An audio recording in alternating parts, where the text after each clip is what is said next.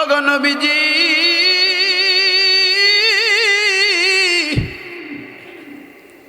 পেটের মধ্যে পাথর বাঁধা, ঘরের মধ্যে কোনো খাবার নাই। ওগো নবীজি, ঘরে খাবার নাই, চিন্তা করলাম ঘরের মধ্যে বসে থাকার দরকার নাই। আপনার চেহারার দিকে তাকাইলে ওগো নবীজি দুনিয়ার সমস্ত দুঃখ বেদনা ভুলে যাই। শুধু কি তাই, আবু বকর সিদ্দিক ডাক দিয়া বলেন, ইয়া রাসূলুল্লাহ, পেটের মধ্যে পাথর বেঁধে বসে আছি, কিন্তু যখন আপনার চেহারার দিকে তাকাই, আপনার চেহারার দিকে তাকাইতে দেরি হয়, পেটের ক্ষুধা নিবারণ হইতে দেরি হয় না। ওয়ালানাবলুওয়ান্নাকুম বিশাইইম মিনাল খাউফ ওয়াল জু'i ওয়া নাকসিন মিনাল আমওয়াল ওয়াল আনফুসি ওয়াস সামারাত ওয়া বাশশিরিস সাবিরিন।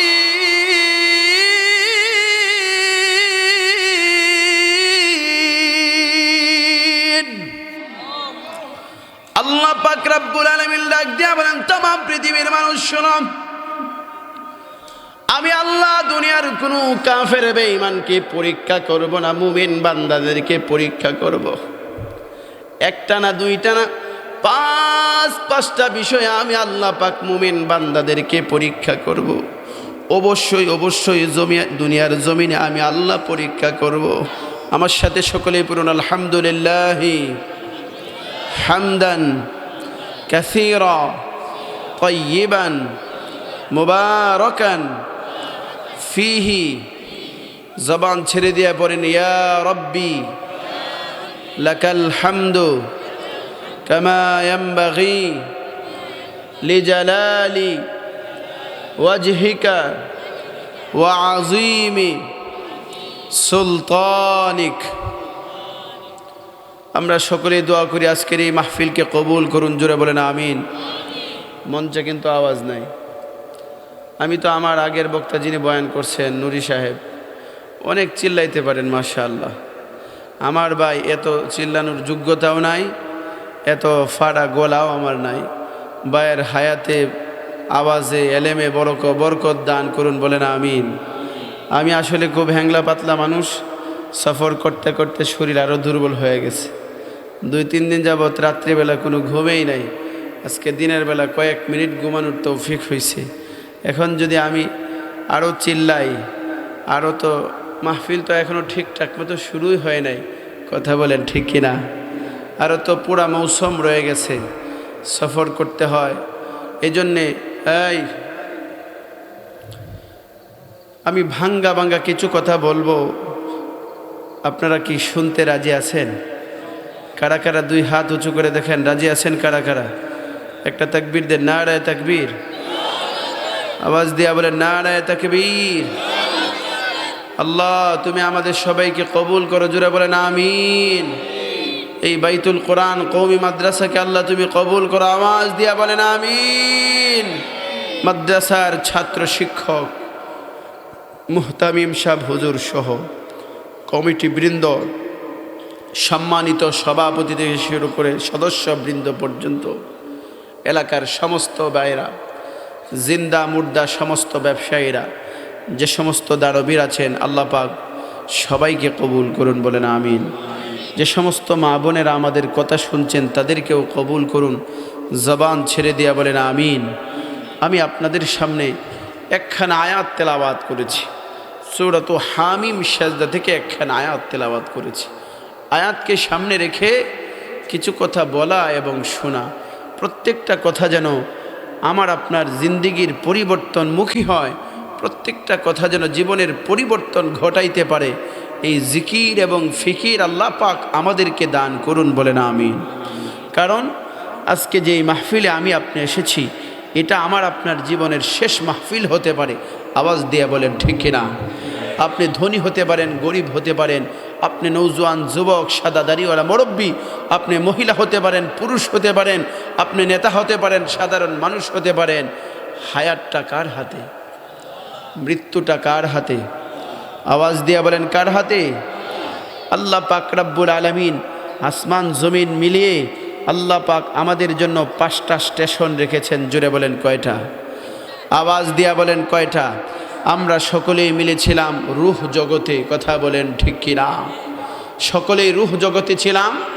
এটা হলো 1 নাম্বার স্টেশন। তার আগে আমাদের আব্বা ছিল জান্নাতে। আওয়াজ দিয়া বলেন ঠিক কিনা? হ্যাঁ, আমাদের আব্বা ছিল জান্নাতে, সকলেই মিলেছিলাম রূহ জগতে। রূহ জগৎ থেকে আমরা মায়ের পেটের ভিতরে এসেছি। কথা বলেন ঠিক কিনা? হ্যাঁ, আল্লাহ বলেন সুম্মা খালাকনাল আলাকাতা মুদগাতান ফাখালাকনাল মুদগাতা ইযামা ফাকাসাউনাল ইযামা লাহমা। আল্লাহু আকবার বলেন। মায়ের পেট থেকে আল্লাহ পাক ক্রমে ক্রমে সিরিয়াল টু সিরিয়াল একের পর এক দুনিয়াতে এসেছি। কথা বলেন ঠিক কিনা? দুনিয়া হলো 3 নাম্বার স্টেশন। বলেন দুনিয়া কত নাম্বার স্টেশন? 3 নাম্বার স্টেশনের নাম হলো এই দুনিয়া। 1 নাম্বার রূহ জগৎ, 2 নাম্বার হলো মায়ের পেটের জগৎ, 3 নাম্বার হলো আলমে দুনিয়া, দুনিয়ার জগৎ, 4 নাম্বার হলো আলমে বরজখ, কবরের জগৎ। কথা বলেন ঠিক কিনা? আমাদের 4 নাম্বার স্টেশনের নাম কি? কবর জগৎ। বলেন 4 নাম্বার স্টেশনের নাম কবর জগৎ। 5 নাম্বার স্টেশনের নাম হলো হাসরের ময়দান। বলেন 5 নাম্বার স্টেশনের নাম কি? জবান ছেড়ে দিয়া বলেন 5 নাম্বার স্টেশনের নাম কি? হাসরের মাঠ। 5 নাম্বারে জান্নাত থেকে এসেছি, আবার জান্নাতে যাব। কথা বলেন ঠিক কিনা? এই 5টা স্টেশন পাড়ি দিয়ে তারপরে আল্লাহ পাক আমার আপনার জান্নাত অথবা জাহান্নামের ফয়সালা করবেন চিরস্থায়ীভাবে। ঈমান নিয়ে যে মানুষটা কবরে যাবে, আল্লাহ পাক তাকে চিরস্থায়ী জান্নাতের মালিক বানাবেন। যেই মানুষটা ঈমান ছাড়া কবর জগতে যাবে, আল্লাহ পাক চিরস্থায়ীভাবে তাকে জাহান্নামের মালিক বানাবেন। নাউজুবিল্লাহ বলেন। আমরা আল্লাহর কাছে দোয়া করি, আল্লাহ আমাদের সবাইকে তুমি ঈমান দান করো, ঈমান নিয়ে কবরে যাওয়ার তৌফিক দান করো। বলেন আমিন। আওয়াজ দিয়া বলেন আমিন। যেই 5টা স্টেশন আছে, কোন স্টেশন নিয়ে আমাদের মাথা ব্যথা নাই। যেই আমরা দুনিয়া নামক 3 নাম্বার স্টেশনে আসি, তখন রূহ জগতেও আল্লাহকে বলে নাই। আল্লাহ প্রশ্ন করছে, এই তোমাদের রব কে? আমি কি তোমাদের রব না? আমরা বলেছি বালা, অবশ্যই আপনি আমাদের রব। মায়ের পেটের ভেতরেও আল্লাহকে চিনতাম, জানতাম। দুনিয়াতে আসার পরেই দুনিয়ার বেড়া জালে পড়ে যায়। কথা বলেন ঠিক কিনা? দুনিয়াতে আসতে দেরি হয়, দুনিয়ার মায়ার মোহাব্বতের বেড়া জালে আটকা পড়তে আমাদের দেরি হয় না, তখনই আমরা আল্লাহকে ভুলে যাই। অথচ আল্লাহ পাক রব্বুল আলামিন বলেন, পৃথিবীর মানুষ তোমরা দুনিয়া এসে তোমরা বাহাদুরি করো, আমি আল্লাহকে ভুলে যাও, আমি আল্লাহর কথা তোমাদের স্মরণ থাকে না। তোমরা শক্তি দেখাও, টাকার পাওয়ার দেখাও, ক্ষমতার পাওয়ার দেখাও, যৌবনের পাওয়ার দেখাও। আল্লাহ বলেন অবস্থাটা তোমার এমন ছিল, তুমি আর তো দুনিয়ার কোনো বিষয়বস্তুই ছিলে না, উল্লেখযোগ্য কোনো বিষয়ই তুমি ছিলে না, আলোচনার কোনো বিষয়বস্তুই তুমি ছিলে না, তোমার কোনো অস্তিত্বই ছিল না। কথা বলেন ঠিক কিনা? আল্লাহ পাক রব্বুল আলামিন সূরাতুদ দাহরের মধ্যে 29 নম্বর পারায় বলেছেন, হাল আতা আলাল ইনসানি হিনুম মিনাদ দাহরি লাম ইয়াকুন শাইআম মাযকুরা। আল্লাহ পাক রব্বুল আলামিন ডাক দিয়া বলেন, তামাম পৃথিবীর মানুষ শোনো,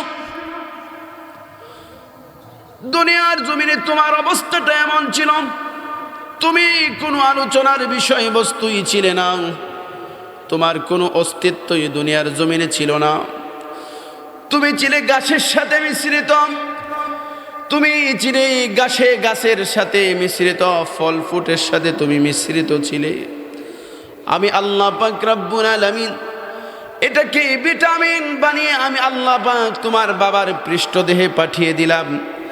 বাবার পৃষ্ঠদেহ থেকে নাপাক পানি রূপে আমি আল্লাহ পাক রব্বুল আলামিন তোমার মায়ের রেহেমের ভিতরে পাঠিয়ে দিলাম। ওখান থেকে আমি আল্লাহ পাক তোমাকে একটা গোশতের টুকরায় পরিণত করলাম 40 দিন পর পর। ثم خلقنا النطفة علقة فخلقنا العلقة مضغة فخلقنا المضغة عظاما فكسونا العظام لحما الله أكبر আল্লাহ পাক রব্বুল আলামিন লাগ দিয়া বলেন तमाम পৃথিবীর মানুষ শুনো, আমি আল্লাহ তোমাকে তোমার মায়ের পেটের ভিতরে রেহেমের ভিতরে গোশতের টুকরা বানালাম। এখান থেকে আমি আল্লাহ পাক হাড্ডি বানালাম, অবয়ব দিলাম, মানুষ রূপে পরিণত করলাম। 40 দিন পর পর আমি আল্লাহ তোমার পরিবর্তন ঘটালাম। তারপরে আমি আল্লাহ পাক সুন্দর একটা সুস্থ রূহ দিয়া আমি আল্লাহ তোমাকে দুনিয়ার জমিনের মানুষ রূপে পাঠিয়ে দিলাম। জোরে বলেন সুবহানাল্লাহ। যিনি জমিনে পাঠিয়েছেন তিনি কে? আওয়াজ দিয়া বলেন তিনি কে? সে আল্লাহকে ভোলা যাবে? জোরে বলেন সে আল্লাহকে ভোলা যাবে? আল্লাহ পাক বলেন বাহাদুরি করো না, এত পাওয়ার খাটিও না, যৌবনের তাড়নায় গুনাহে লিপ্ত হইও না। কারণ যেই যৌবন তুমি পেয়েছো আজকে, এই যৌবনটাও আমি আল্লাহর দেয়া। কথা বলেন ঠিক কিনা? আর একটু আস্তে বলেন, যদি গুনাহ হয়ে যায়। জোরে আওয়াজ দিয়া বলেন ঠিক কিনা? সূরাতুর রুম 51 নম্বর আয়াতে আল্লাহ পাক ডাক দিয়ে বলেন, আল্লাহুল্লাযী خلقكم من ضعف ثم جعل من بعد ضعف قوة ثم جعل من بعد قوة ضعفا وشيبا يخلق ما يشاء وهو العليم القدير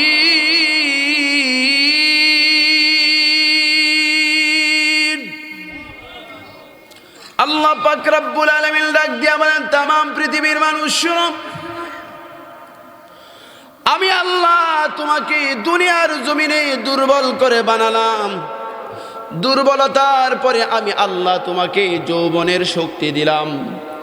যৌবনের শক্তির পরে আমি আল্লাহ পাক রব্বুল আলামিন আবার তোমাকে দুর্বলতা দিলাম এবং বার্ধক্য দিয়া দিলাম। আমি আল্লাহ পাক রব্বুল আলামিন যাকে ইচ্ছা যা ইচ্ছা সৃষ্টি করি। আমি আল্লাহ হইলাম আলিম, আমি আল্লাহ কদির, আমি আল্লাহ সব বিষয়ে ক্ষমতাবান, আমি আল্লাহ সব বিষয়ে জ্ঞানী। কথা বলেন ঠিক কিনা? জিকির করেন লা ইলাহা ইল্লাল্লাহ, লা ইলাহা। জবান ছেড়ে দিয়া বলেন লা ইলাহা। আরো জোরে লা ইলাহা। মুহাব্বতে লা ইলাহা। সুবহানাল্লাহ আলহামদুলিল্লাহ লা ইলাহা ইল্লাল্লাহ, লা ইলাহা ইল্লাল্লাহু, লা ইলাহা। ডানে মাটি বামে মাটি, নিচে মাটির বিছানা, উপরে বাঁশের ছাউনি, মানুষ চিন্তা করে দেখো না সুবহানাল্লাহ আলহামদুলিল্লাহ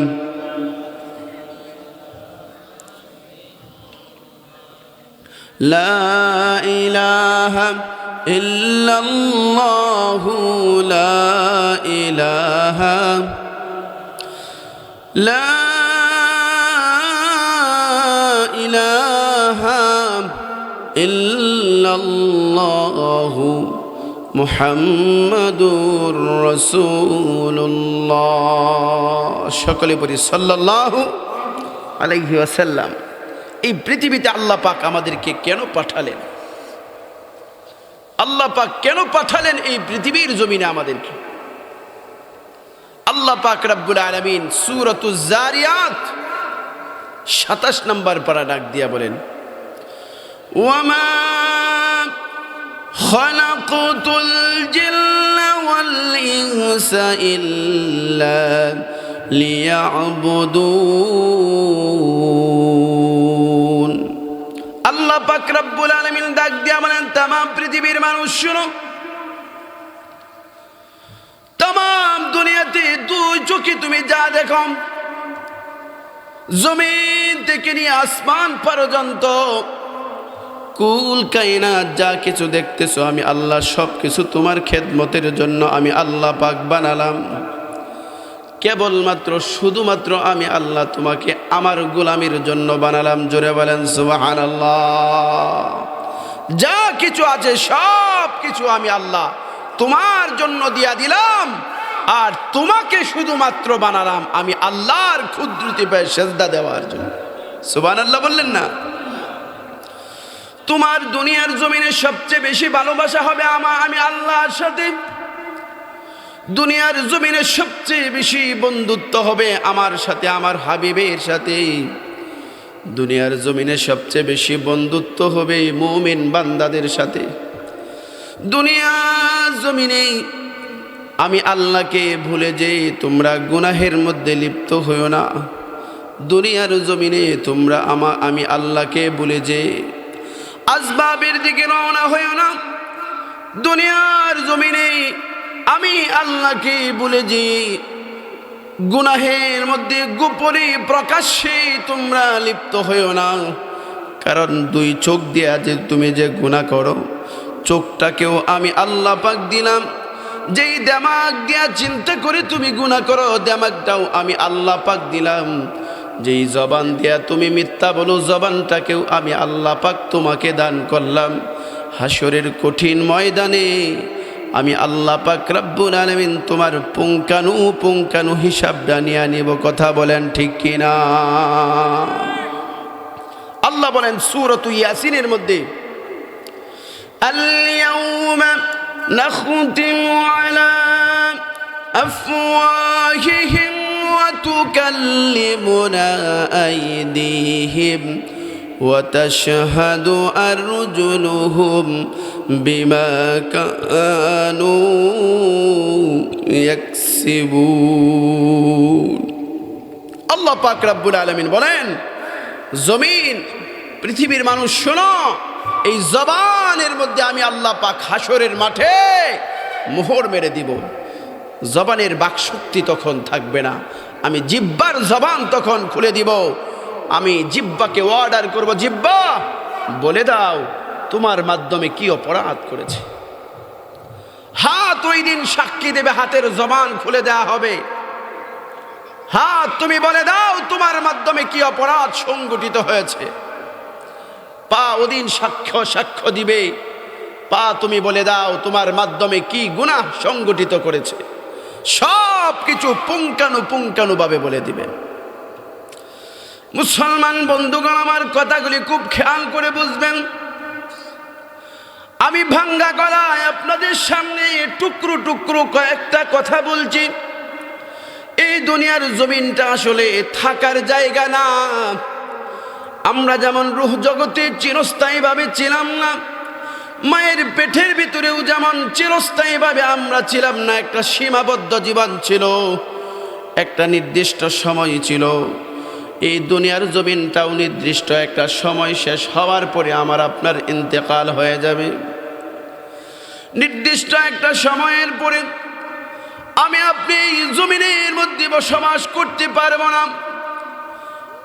দুনিয়ার সব কিছু আমাকে আপনাকে লাথি মেরে ফেলে দিবে। দুনিয়ার সব কিছু আমি আপনি যতই মোহাব্বত করি না কেন, একদিন জমিন আমাকে লাথি মেরে ফেলে দিবে। জমিন আমাকে গ্রাস করে ফেলবে। এই দুনিয়া জমিনে যত মানুষ বসবাস করেছে, এই জমিনের মধ্যে কেউ টিকে থাকতে পারে না। এই কথা বলেন ঠিক কিনা? আর একটু আওয়াজ দেয়া বলেন ঠিক কিনা? আমার দাদা বাঁচতে পারে নাই, আমার পরদাদা বাঁচতে পারে নাই, আমার বাবাও বাঁচতে পারে নাই। আমিও একদিন জীবিত থাকবো না। আসার সিরিয়াল আছে, কিন্তু যাওয়ার কিন্তু কোনো সিরিয়াল খুঁজে পাওয়া যাবে না। তবে দুনিয়ার জীবনটা যেন সুন্দর হয়, দুনিয়ার জীবনটা যেন গুছানো হয়, দুনিয়ার জীবনটা যেন জান্নাতের উপযুক্ত হয়, এমন একটা জীবন বানানোর দরকার আছে না নাই? জীবনটাকে গুছান, জীবনটাকে সাজিয়ে রাখেন। যেই সাজানো জীবন দেখে আল্লাহ সন্তুষ্ট হয়ে চিরদিনের জন্য জান্নাতের মালিকানা দিয়া দেবেন। আওয়াজ দিয়া বলেন সুবহানাল্লাহ। মুসলমান বন্ধুগণ, আমার কথাগুলি খেয়াল করে বুঝবেন। আল্লাহ পাক আমাদেরকে দয়া করে ঈমান দান করেছেন। দুনিয়ার জমিনে আমাকে আল্লাহ পাক সবচেয়ে বড় দৌলত দিয়েছেন ঈমান।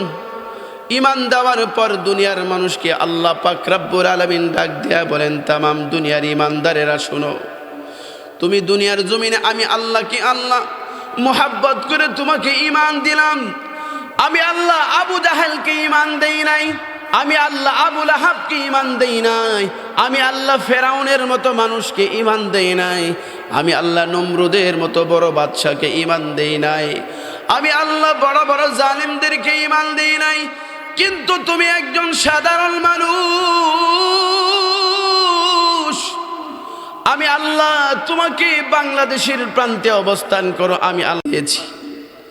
এটা আমি আল্লাহ পাকের মেহেরবানি, এটা আমি আল্লাহ পাকের দয়া। আমি আল্লাহ যদি তোমার প্রতি রহম না করতাম, দয়া না করতাম, তুমি ঈমানদার হইতে পারতে না। তোমার পাশেই কত মানুষ চলাফেরা করে, কোটি কোটি টাকার মালিক, দুনিয়ার আসবাবের অভাব নাই, কিন্তু দেখবেন ঘুরে ফিরে দেখবেন তার ঈমান নাই, আছে না নাই? একই বাসায় বসবাস করেন, প্লাটের বাসায় দেখবেন তাকায়া সব কিছু আছে, কিন্তু ঈমান নাই, টাটকা কাফের, আছে না নাই? জোরে বলেন আছে না নাই? আছে, টাটকা কাফের। আল্লাহ পাক রব্বুল আলামিন ডাক দিয়া বলেন 18 নম্বর পারা 1ম নম্বর পৃষ্ঠায় সূরাতুল মুমিনুনের মধ্যে মুমিন বান্দাদের 7টা বৈশিষ্ট্যের কথা বর্ণনা করেছেন। 7টা বৈশিষ্ট্য আল্লাহ পাক বলেন তামাম পৃথিবীর ঈমানদার 7টা বৈশিষ্ট্য যে বান্দার মধ্যে থাকবে, আমি আল্লাহ তার জন্য জান্নাত নির্ধারণ করে রেখে দিয়েছি। ক্বাদ আফলাহাল মুমিনুন আল্লাযীনা হুম ফী সালাতিহিম খাশিউন।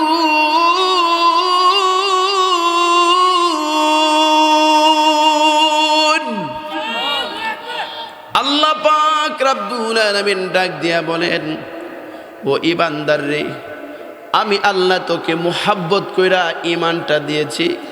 তোর 1 নাম্বার বৈশিষ্ট্য হবে, 1 নাম্বার কর্মসূচি হবে, প্রত্যেক দিন দৈনিক 5 ওয়াক্ত নামাজ খুশু খুদুর সাথে আদায় করবে। এটা হলো তোমার 1 নাম্বার জীবনের কর্মসূচি। কথা বলেন ঠিক কিনা? আমাদের 1 নাম্বার কর্মসূচির নাম কি বলেন? নামাজ। 1 নাম্বার কর্মসূচির নাম কি? জবান নামাজ পড়ে।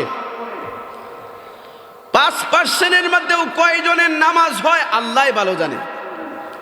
কারো ওযু ঠিক নাই, কারো গোসল ঠিক নাই, কারো পাক সাফ ঠিক নাই, প্রস্রাব কইরা ডিলা কলুফ ব্যবহার করে না, ওযু করলেও ঠিক মতো কোণসহ দৌত করে না, এদিক দিয়ে শুকানো থাকে, চেহারা ঠিকমতো দৌড় করা থাকে না, বলেন এমন হয় কি হয় না? অথবা সব ঠিকঠাক কিন্তু দেখবেন নামাজে কোরআন তেলাওয়াত ঠিক নাই। জোরে বলেন ঠিক কিনা? কোরআন তেলাওয়াত শুদ্ধ, নামাজ পড়ে ঠিক। অনেক বান্দা এমন আছে, বান্দি এমন আছে, দৈনিক 5 ওয়াক্ত ধরেই নামাজ পড়ে, কিন্তু কোরআন তেলাওয়াত জীবনেও শুদ্ধ করে পড়ার চেষ্টাও করে নাই, হয়ও না শুদ্ধ করে। এমন মুসলমান আছে না নাই? বহু আছে, বহু আছে। নামাজটা কেমন ইবাদত, নামাজ কেমন আমল, নামাজ এত গুরুত্বপূর্ণ একটা আমলের নাম। আল্লাহ পাক রব্বুল আলামিন ডাক দিয়া বলেন, বান্দা যখন নামাজের মধ্যে দাঁড়িয়ে যায়, আমি আল্লাহ পাকের এত নিকটবর্তী হয়, এত কাছাকাছি চলে আসি। বান্দা যখন আমার সামনে নামাজের মধ্যে দাঁড়িয়ে যায়, তখন বান্দা যখন কোরআন তেলাওয়াত করে, তখন স্বয়ং আমি আল্লাহর সাথে কথা বলা শুরু করে দেয়। জোরে বলেন সুবহানাল্লাহ। বান্দা তখন আমার সাথে কথা বলতে থাকে। নামাজটা এমনভাবে তুমি পড়বে, তুমি যখন সেজদায় চলে যাবে, তুমি মনে করবে আমি আল্লাহ পাকের ক্ষুদ্রতি পায়ে তুমি সেজদায় লুটে পড়েছ। কথা বলেন ঠিক কিনা? তুমি ব্যবসার মধ্যে চলে যাও, তুমি নামাজের কোনো পরোয়া করো না। তুমি ক্ষেত কামারে কাজ করো, তুমি নামাজের পরোয়া করো না। অথচ দৈনিক 5 ওয়াক্ত মসজিদের মাইকে অ্যালাউন্স হয়, হাইয়া আলাস সালাম, হাইয়া আলাল ফালাহ।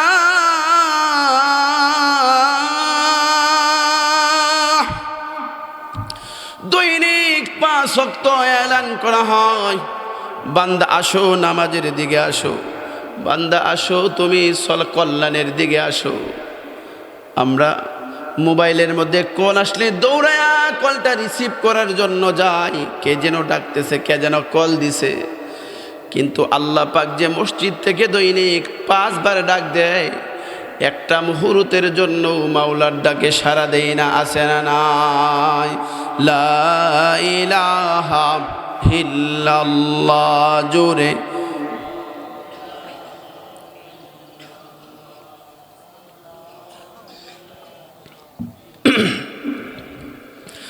লা ইলাহা ইল্লাল্লাহু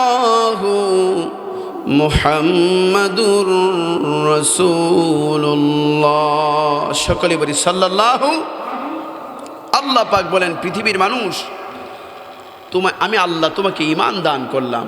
1 নাম্বার শর্ত হলো, ঈমানদারের 1 নাম্বার কাজ হলো তুমি 5 ওয়াক্ত নামাজ জামাতের সাথে আদায় করবে। এটা কয় নাম্বার কাজ? জোরে বলেন কয় নাম্বার কাজ?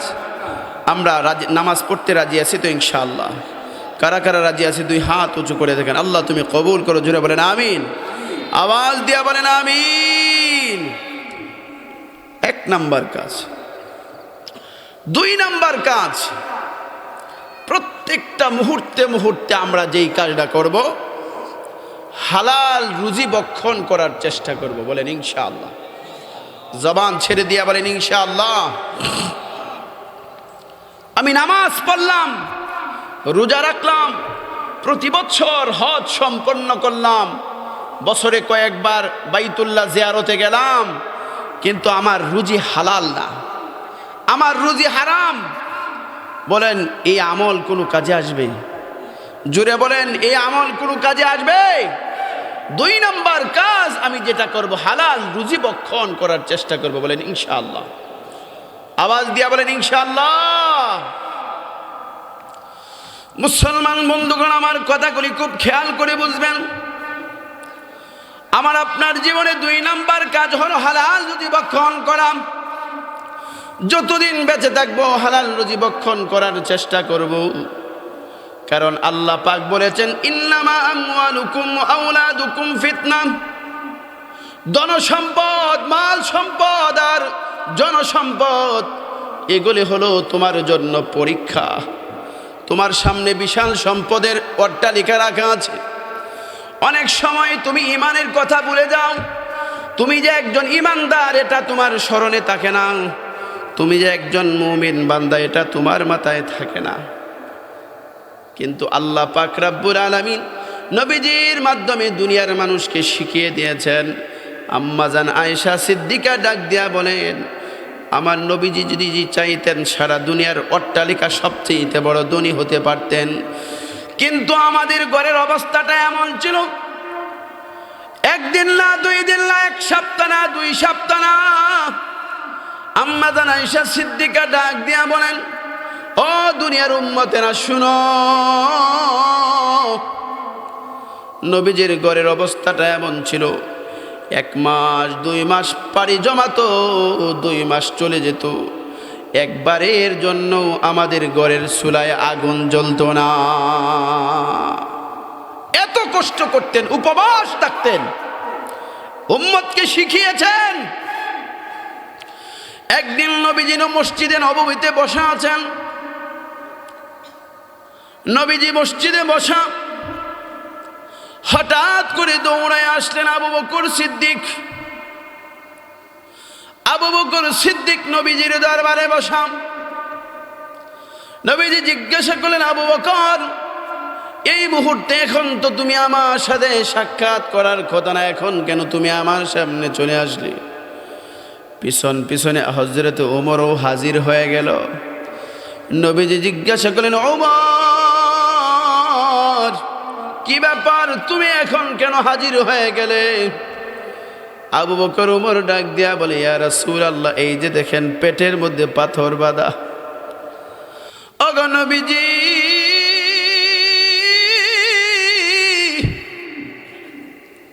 পেটের মধ্যে পাথর বাঁধা, ঘরের মধ্যে কোনো খাবার নাই। ওগো নবীজি, ঘরে খাবার নাই, চিন্তা করলাম ঘরের মধ্যে বসে থাকার দরকার নাই। আপনার চেহারার দিকে তাকাইলে ওগো নবীজি দুনিয়ার সমস্ত দুঃখ বেদনা ভুলে যাই। শুধু কি তাই? আবু বকর সিদ্দিক ডাক দিয়া বলেন, ইয়া রাসূলুল্লাহ, পেটের মধ্যে পাথর বেঁধে বসে আছি, কিন্তু যখন আপনার চেহারার দিকে তাকাই, আপনার চেহারার দিকে তাকাইতে দেরি হয়, পেটের ক্ষুধা নিবারণ হইতে দেরি হয় না। ওয়ালানাবলুওয়ান্নাকুম বিশাইইম মিনাল খাউফ ওয়াল জু'i ওয়া নাকসিন মিনাল আমওয়াল ওয়াল আনফুসি ওয়াস সামারাত ওয়া বাশশিরিস সাবিরিন।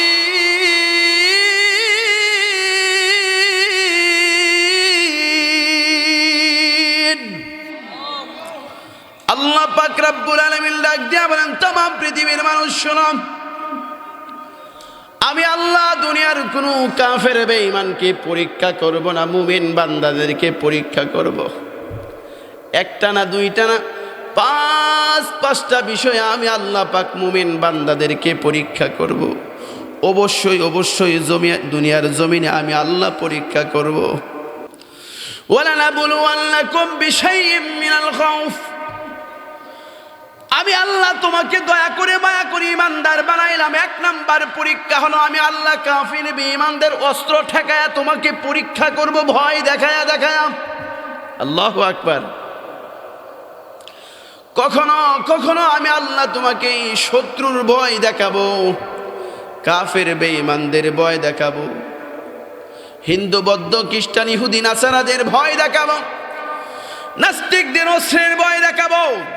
আমি আল্লাহ তোমাদেরকে কাদিয়ানীদের ভয় দেখাবো, আমি আল্লাহ তোমাদেরকে ইসকনের ভয় দেখাবো, আমি আল্লাহ তোমাকে কখনো ইন্ডিয়ার ভয় দেখাবো, আমি আল্লাহ তোমাকে কখনো।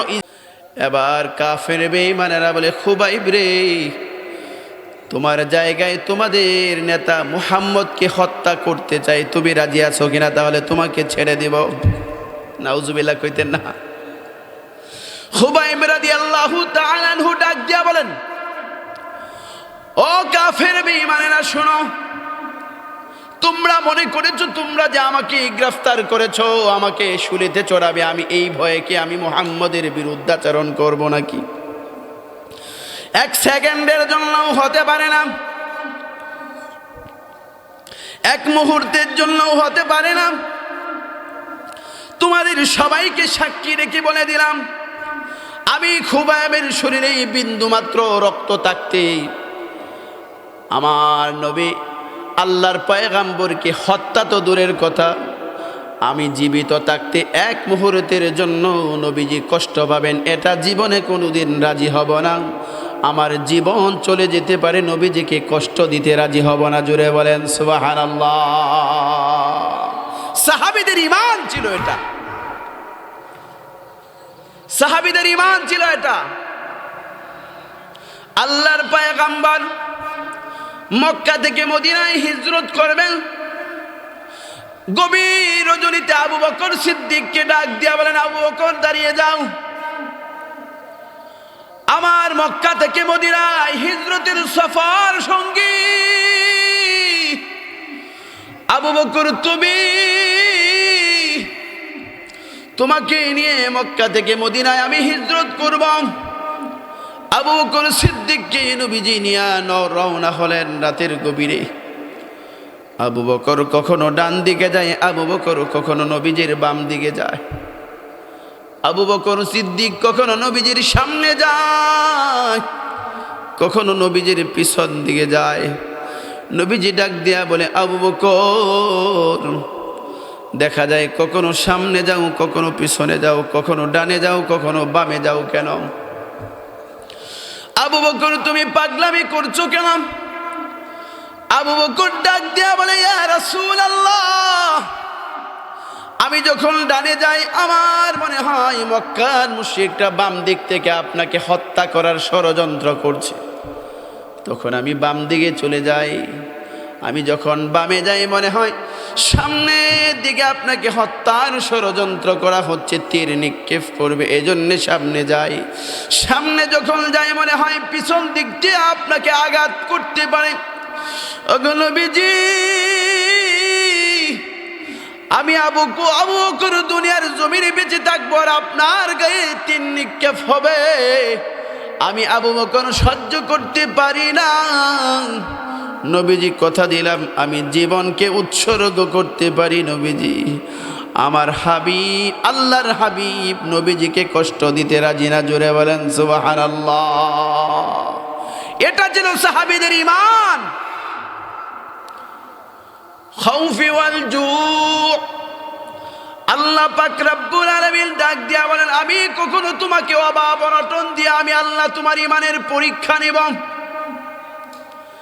একবার খানা খাইলে আর একবার তোমার খানা পাবে না, খানার ব্যবস্থা নাই, একদিন 2 দিন 3 দিন হয়ে যাবে, করে খাবার থাকবে না। আমি আল্লাহ তোমাকে পরীক্ষা করার জন্য অভাব অনটন দিয়া দিলাম। অনেক বান্দা বান্দি এমন আছে গুনাহগার ছিল কিন্তু তখন ধনী ছিল, কিন্তু যখন নামাজি হয়ে গেছে 5 ওয়াক্ত নামাজ জামাতের সাথে আদায় করার পরে দেখা যায় আগের তুলনায় আগে যে গুনাহ করত ভালো ছিল, এখন নামাজি হয়েছে। আপনার ঈমানের পরীক্ষা নিতেছেন কেন? কষ্ট দেওয়ার জন্য না। আল্লাহ বলেন যদি সবর করো আমি আল্লাহ কথা দিলাম জান্নাতে উঁচু মাকামের ব্যবস্থা করে দেব। আওয়াজ দিয়া বলেন সুবহানাল্লাহ। আমি আল্লাহ তোমাকে যে জান্নাতি বানাবো এই জন্য একটু তোমাকে কষ্ট দিচ্ছি, ফল ফসল নষ্ট হয়ে যাবে। তাহাজ্জুদ পড়ে ঘুমাইছো, সকালে ওইটা দেখবা আগুনে পুড়ে গেছে গা তোমার ব্যবসা প্রতিষ্ঠান। ঈমানের পরীক্ষা সেটা। দিনের বেলায় ভালো ছিল তোমার হালত, রাত্রে বেলায় দেখো তোমার অবস্থা বড় খারাপ। এজন্য আল্লাহ পাক রব্বুল আলামিন ডাক দিয়া বলেন, মিনাল খাউফি ওয়াল জুই ওয়া নাকসি নাকসিম মিনাল আমওয়ালি ওয়াল আনফুসি ওয়াস সামারাত ওয়া বাশশিরিস সাবিরিন।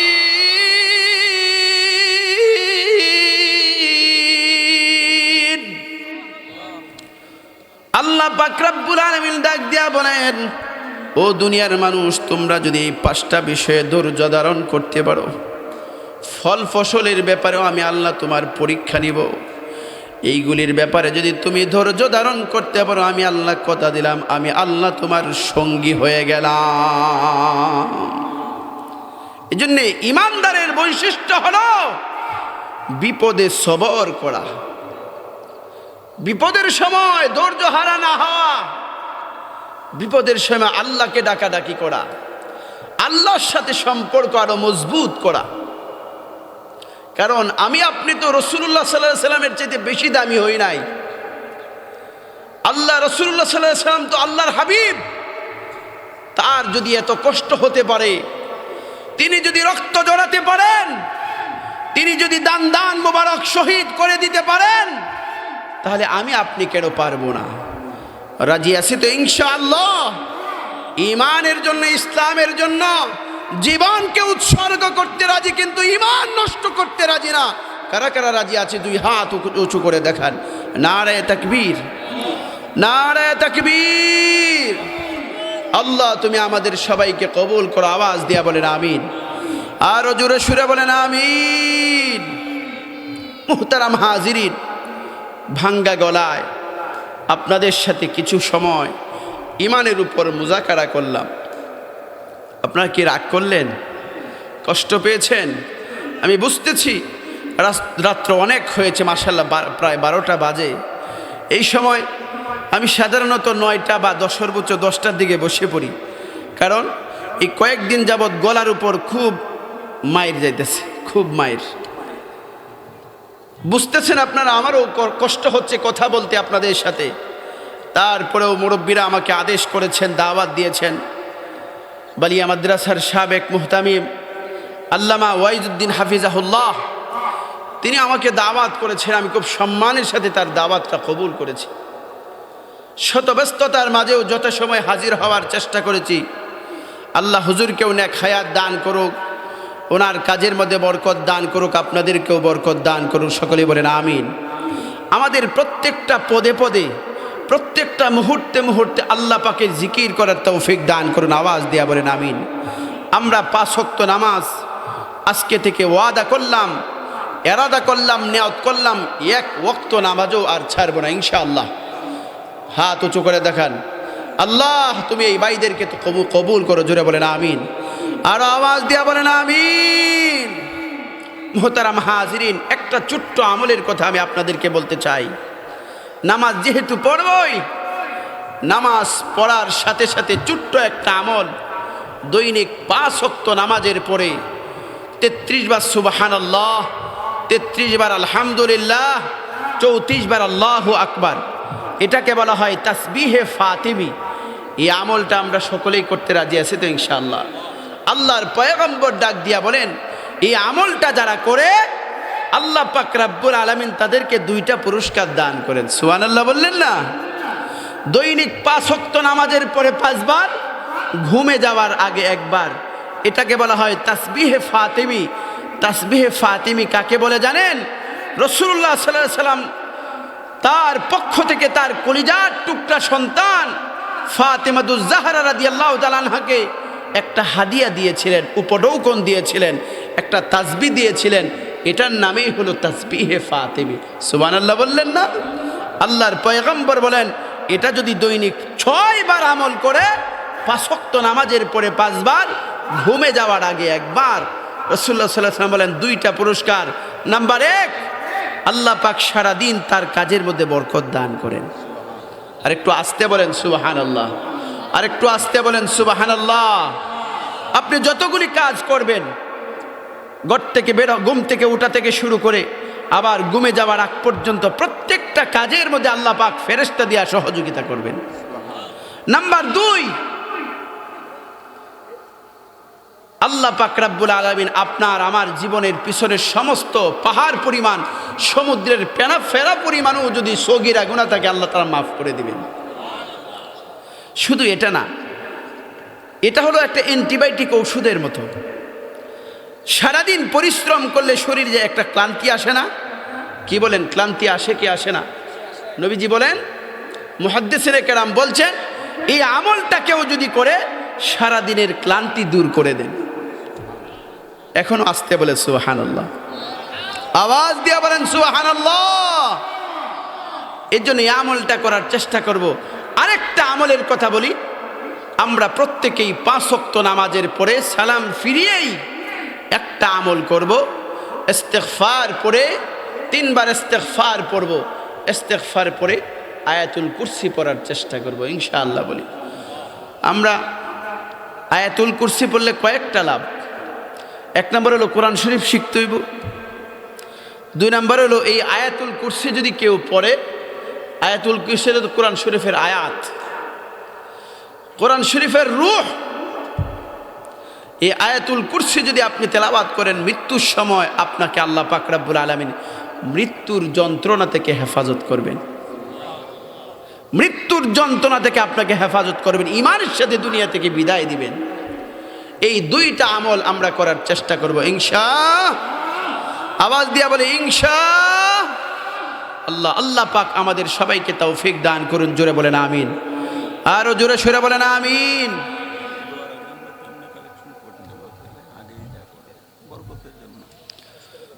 মুহতারাম হাজিরিন, আমরা এখন মুনাজাত করব। আজকে হতে পারে এটাই আমার জীবন। আসিবে কখন কেউ তো জানে না, ঠিক কিনা? এই দুনিয়ায় চিরজীবন থাকার জায়গা না, অন্ধকার কবর যে আমার আসল ঠিকানা। এই দুনিয়ায় চিরজীবন থাকার জায়গা না, অন্ধকার কবর যে আমার আসল ঠিকানা। সবাই রেখে আমায় চলে যাবে, সবাই রেখে আমায় চলে যাবে, সঙ্গে হবে না আমার মরণ। আসিবে কখন কেউ তো জানে না। কথা বলেন ঠিক কিনা? আওয়াজ দিয়া বলেন ঠিক কিনা?